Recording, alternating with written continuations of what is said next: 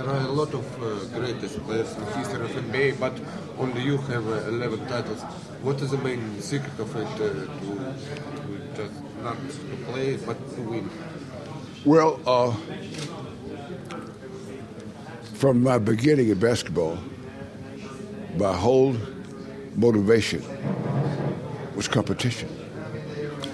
And I played a team game. So it didn't do me any good, at least to me, if I go out and, well, a good example. 1 year, Will Chamberlain averaged 50 points a game for the whole season and 26 rebounds that same season, which is pretty good. The NBA players chose me as the most valuable player that season. And so that told me that I was correct in that my emphasis was on playing a team game. And how can I take my skills and talent and make sure that my team wins?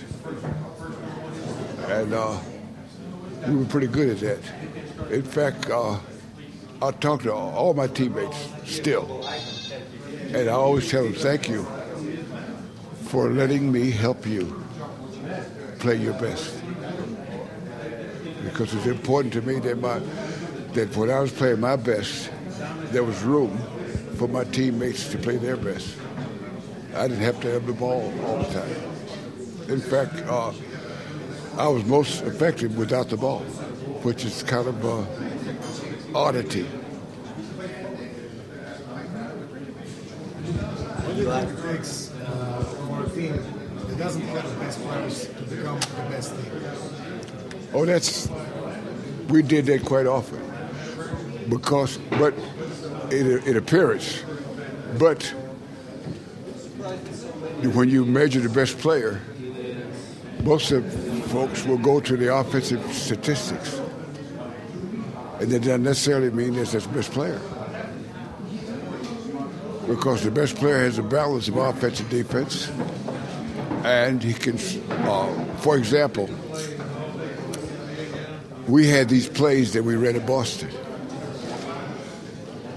Everyone that plays, with all the options, I could run from any position on the floor. You know, nowadays they say positions 1, 2, 3, 4, 5, point guard, shooting guard, small forwards, big forward, center. Well, I could run all of our plays from every one of those positions. Not that I wanted to run the plays for those positions, but I learned to run those plays from those positions so that if my teammates are having problems, I would know how to help them. Mr. Russell, how do you actually feel about this kind of attention?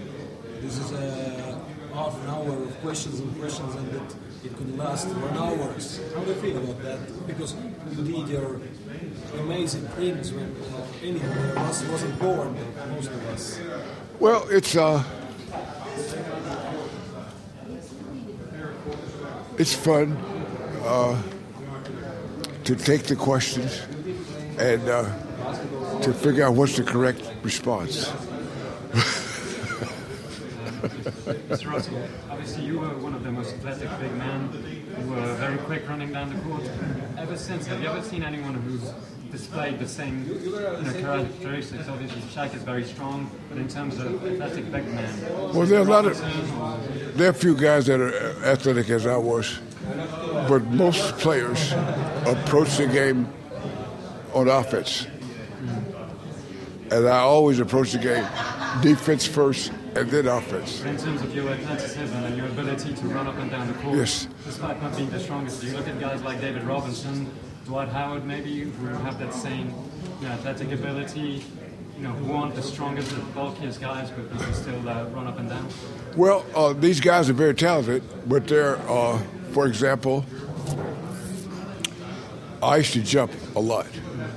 Well, I used to practice how to land. And then when you run, you can't run the same speed all the time. So you have to learn how to run. And see, you take all these skills and you learn how to put I'm trying to think of the word. Put little things into them so that they're, you see, because you do the same thing at the same pace, the other players will catch up to you. But if you learn to do things, like, for example, when we were at our best, if we got behind,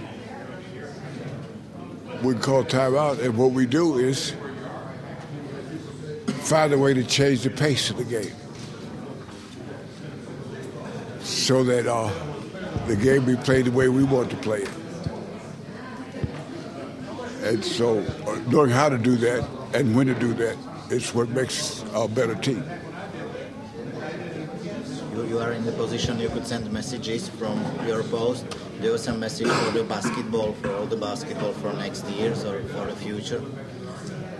Which way we have to go, they have to go? Well, I always tell, I invite the rookies every year to the NBA.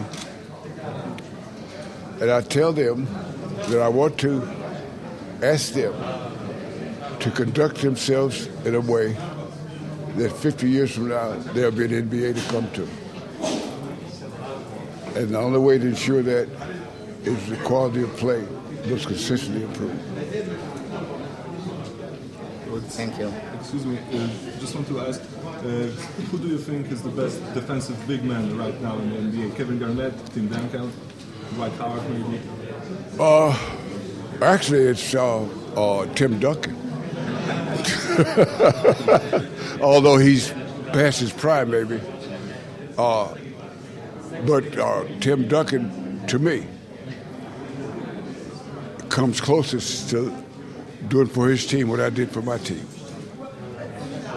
And that I never once led my team in scoring. Not one time.